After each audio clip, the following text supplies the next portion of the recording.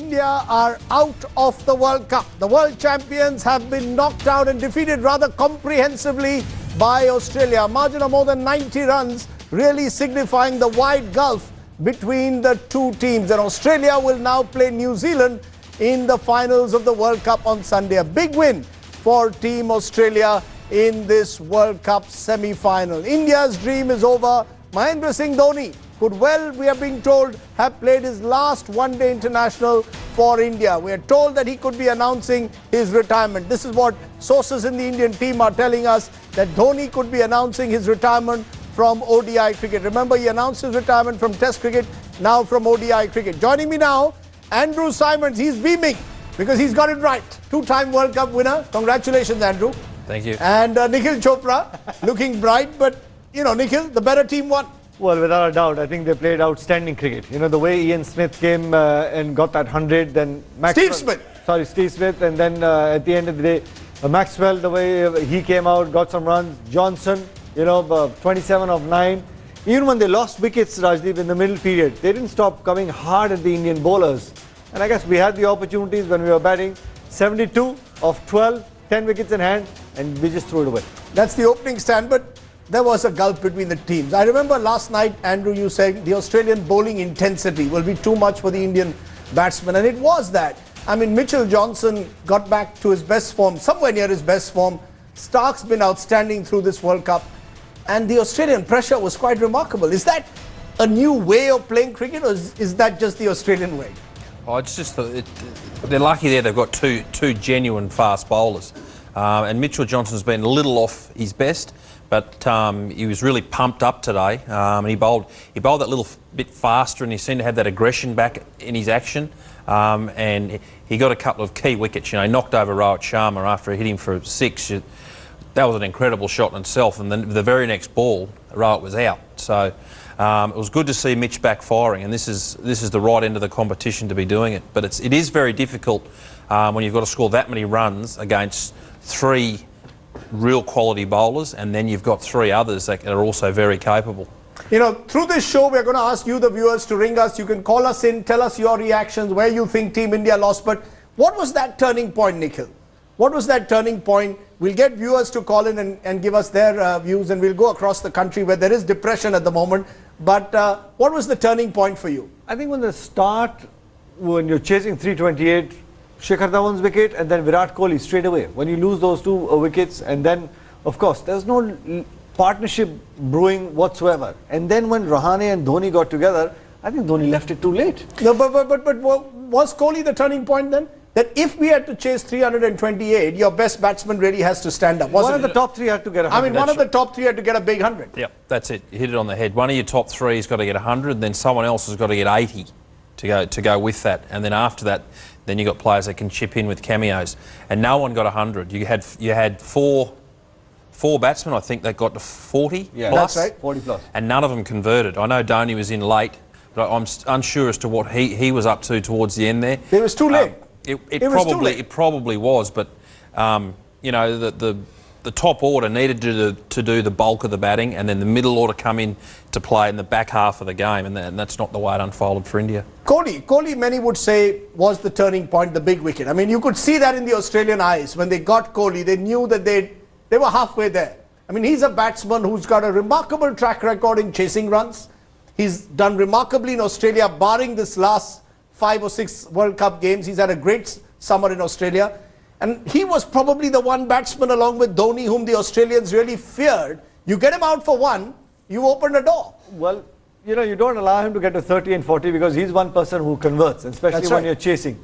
We were speaking about this when we were watching the game, Rajdeep, and Andrew said a very important thing. Has Kohli been found out? Sides now know where to bowl to him. They don't allow him to score within his body, within the first 15-20 runs. Everything is wide of off stump, short. They're forcing him to get past the offside and then try and force this way. They're not allowing him to score freely. That's what the English did. That's what the English did last year in the summer. Bowled wide outside the off stump, and then you bowl a fast bouncer. It was too quick on him, and you know, he got it wrong. On the other hand, Andrew, there's the guy who's got the man of the match, Steve Smith. Yeah. I mean, what a summer he's having. 770 runs in a test series. And then in a World Cup semi-final, 100, his 4th consecutive 50. just how good a player is Steve Smith. He's the man of the match. Yeah, he's very good. He played today as if he was playing a different game to everyone else. You know, everyone seemed to, when they first came in, seemed to struggle to score. But immediately when he got out there today, he just knocked the ball around and timed the ball.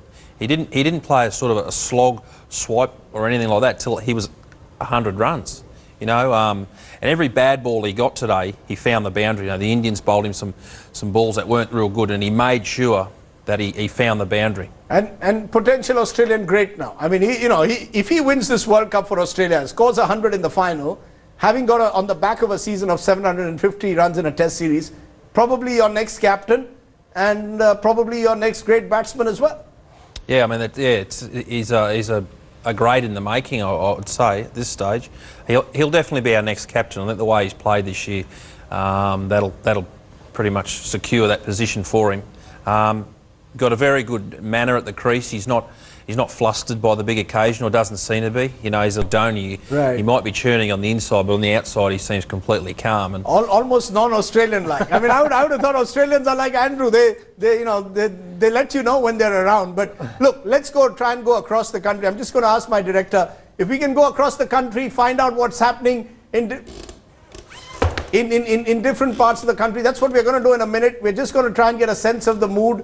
Remember, you, the viewer, can also ring in, call in to us or tweet us and tell us what you think. Where did we go wrong in this tournament? You can see shots of Indians watching matches at different places, but the mood is very glum. I entered the office and someone said, "Itna sannata kyon hai?" Why is everything so quiet suddenly? So it's become quiet. Andrew's been smiling and talking a lot. But Nikhil, look, the other way to look at it is India had a great World Cup campaign. You won 7 games in a row. You'd had a bad tri-series, a bad Test series. We came back reasonably well, fielded very well today. Well, playing the semi-final of a World Cup, you know, in Australia, overseas condition, of course, you're going to go out there and hold your head high. But, you know, we spoke about this yesterday, Rajdeep, on your show, and we spoke about the execution of the bowlers as well. Now, we had opportunities and we let them slip by. Give me an example. Give me an example. In terms of when Glenn Maxwell came out to bat, the very first delivery, he gets a half volley on leg stump and he puts it away for 4. You look at the number of deliveries Umesh Yadav then started bowling just wide of leg stump. I think in one particular over he bowled 3 wides. Now when you're bowling a World Cup semi-final, you've got to try and make life more difficult for the batsman rather than making it simpler. Was that nerves? Do you think there was some nerves? Many of these are young bowlers playing their first big World Cup semi-final. Execution or whatever. But at the end of the day, when you compare the two bowling sides, we bowled bad deliveries in terms of 4 balls. On the other hand, the Australian bowlers kept a very tight and disciplined line, where the good balls had to be forced for boundaries. You had to play good, fantastic shots. Because you've got 3 Australian bowlers who can bowl over 140, 2 of them bowling over 145. It's not easy to take them on. That might just be the difference. Could that, is that a big difference in a big game to have bowlers of the experience of Johnson versus the inexperience of Umesh Yadav? To have bowlers who bowl regularly 145 plus, does it make a huge difference in a match like this? Absolutely. If you've got someone who can bowl 145 plus, hard, on a length straight, not giving you any width, and bowl a Yorker and a bouncer, batting's much more difficult. You know, every ball is an event. It's not as if there's a little part-timer coming on. You can just keep knocking him down the ground, and then when the time's right, you can bomb him out of the park. It's much more difficult, and it's a much more intense situation, and he can bowl you out any ball. The word that Andrew used there, intense, the intensity with which the Australians play the game. There's a sense that the Australians and the New Zealanders are taking one-day cricket to another level, one-day skills. The McCullums and the Maxwells when it comes to hitting, the Starks and the Bolts when it comes to sort of playing, being wicket-taking bowlers. It's not about containment. It's about getting wickets. And I think it's more become the power. If you talk about ever since this 5th fielder in the 30-yard circle, it's become more power. It's skills there. When you speak about intense, I'm sure the intensity with Shami, Umesh Yadav, Mohit Sharma would have been fantastic. But at the end of the day, you need to have that sort of skill to back it as well. When you say skill, you're using the word power. I'm just worried whether cricket will one day, if these rules continue, go down the way of hockey. You look at the number of 200s that are being scored now. Ever since this 5th fielder rule has come in, you're using 2 cricket balls. It stays hard. It doesn't get older than 25 overs. Life is getting more and more difficult for a quick bowler. Mohit Sharma, Rajdeep, bowling a short pitch stuff, chest high at about 135, 138 clicks. Stark bowling a short pitch delivery, shoulder height at 147, 148. Makes a huge difference. Big difference. Okay, you know, let's just for a moment. Andrew's not alone in celebrating, because our correspondent Smita Sharma is at the Australian High Commission. Smita, I presume that you're surrounded by Indians more than Australians, but I see lots of yellow around there now. So obviously a day of celebration for the Australians that you're surrounded with. You've chosen the right place to be at. Well, Rajdeep, you know, when we came in here first, of course, the Indians had outnumbered the Aussies, but no sooner than we did lose the game, that the Indians actually left in a hurry. So I'm actually surrounded by the yellow jerseys here, except for this one Australian. In fact, the Indian, you know, who is in the Australian High Commission. But Vartika, to begin with you, because you are outnumbered here, you know, you really looked heartbroken. Were you expecting Dhoni to perform some sort of a miracle through those last overs? I think yes, till the end I wanted India to win.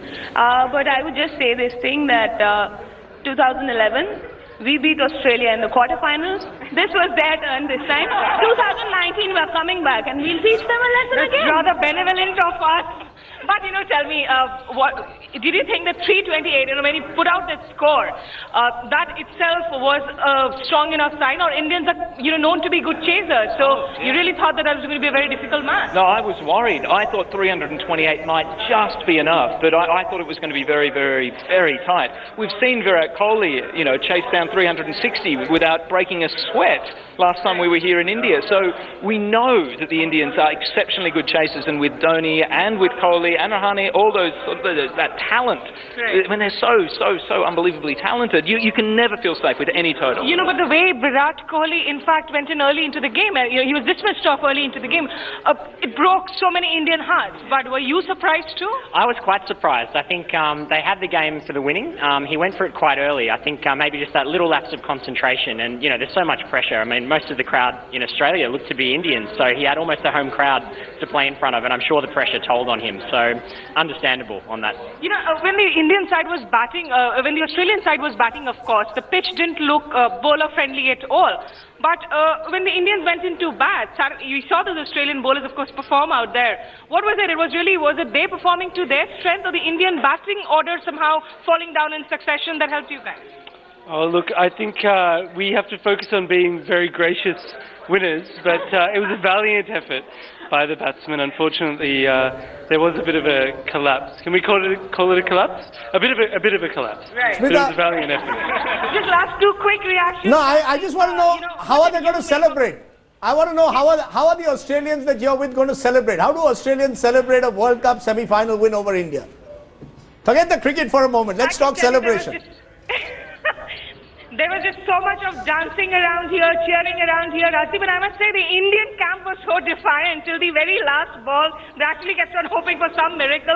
What celebrations are planned in now? And we also know the big game coming up now on Sunday. Yeah, there will be a great big game here on Sunday against New Zealand. So hopefully Australia will be able to, you know, win again and take it to the New Zealanders, because we always have a bit of a great competition with the New Zealanders. So it should be a good friendly match across the ditch, as we say in Australia. So there are plans for a party, I think, later on with some Tonight people. as well. I think there will be after this great win. It's with the shoe on his head, he'll be pretty drunk in about an hour's time. So. The office hours have ended as well, so I'm sure there were a lot of the waves that you were generating, in fact, when the match was on. Would you like to repeat that one for us, you know, before we celebrate? One more time, right? Are we ready? Ready? Hello, Aussie. Let's go. Hey! So they are in that hey mood, Rajdeep, and Indians, of course, in that oh mood for today. And the great thing is for them, Australia versus New Zealand is a bit like India versus Pakistan. It's going to be the big brother versus the small brother across the Tasman, and we'll see how that goes. But Smita Sharma joining. Look, Andrew, you're not alone. You're not alone. You want to show me that dance that they did? No. What is that dance? I don't know What that is that dance? I didn't learn that one when I was at school. Yeah, you didn't learn that. Okay, but Andrew, you know, it is for the Australians to win in front of their home crowd special. I mean, just as India found it difficult to win sometimes in home conditions, there is pressure. But the Australians have soaked it in very, very well. Your old pal Darren Lehman seems to have done a great job in just soaking in the pressure for the team. Yeah, and that sort of pressure, finals pressure, can be quite exhausting mentally. You know, some days you walk off the field after a game like that and you sit down and you mightn't have actually done a great deal individually, but just the whole build-up to the game, the couple of days before, the actual morning, thinking about it, because you don't play till the afternoon. So, and then you come off and you sort of just collapse sometimes on your seat, just exhausted mentally and just relieved that it's actually got to that point. But, you know... There's a lot of beer that's going to be flowing today. I can see a lot of beer flowing today. Or are you going to wait till the final for the beer to really flow? No, the coach, Buff, will let them have a few beers, but they won't get carried away because they play again on Sunday. Right. But you've got to enjoy the moment, you know. They'll be in the dressing room now celebrating, probably have their families and kids in there, and they come in after the game, wives and girlfriends and that, and they'll be soaking it up and enjoying it. They might do a lap of the ground to thank the crowd and what have you. Yeah, before I take a break, Australia versus New Zealand, bit like India versus Pakistan, or not quite as intense? Yeah, there's always that trans-Tasman rivalry. It's very fierce. Australia, you know, when the Wallabies played the All Blacks, it's a very fierce competition, and the cricket's the same. They've always been very competitive. The Kiwis, especially their cricket team, haven't been necessarily highly skilled, but they're always very competitive. But now they've got both. They've got a very skillful team and a very competitive, passionate team too. So this mix is up for another very interesting game of cricket.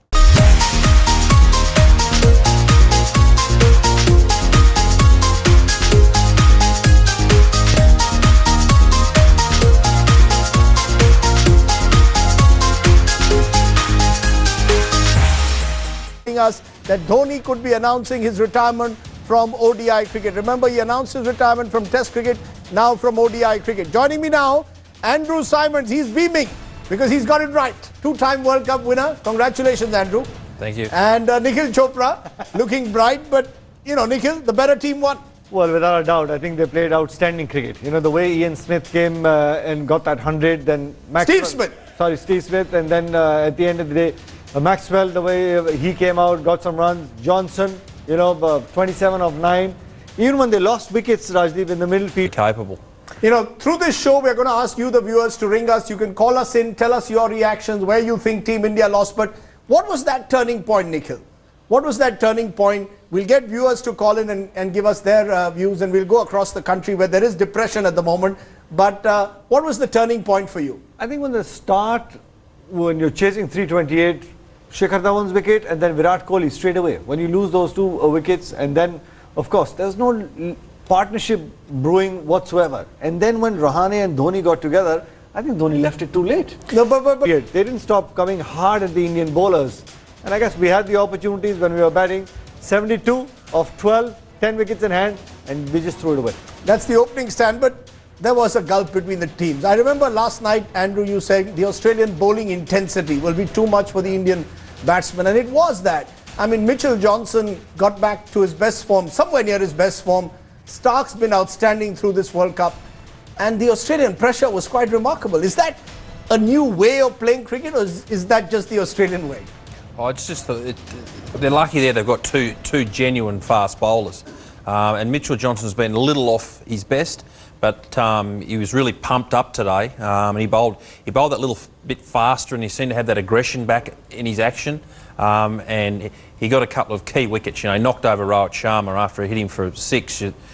That was an incredible shot in itself, and then the very next ball, Rohit was out. So it was good to see Mitch back firing, and this is the right end of the competition to be doing it. But it is very difficult when you've got to score that many runs against 3 real quality bowlers, and then you've got 3 others that are also very... India are out of the World Cup. The world champions have been knocked out and defeated rather comprehensively by Australia. A margin of more than 90 runs, really signifying the wide gulf between the two teams. And Australia will now play New Zealand in the finals of the World Cup on Sunday. A big win for Team Australia in this World Cup semi-final. India's dream is over. Mahendra Singh Dhoni could well, we are being told, have played his last one-day international for India. We are told that he could be announcing his retirement. This is what sources in the Indian team are telling.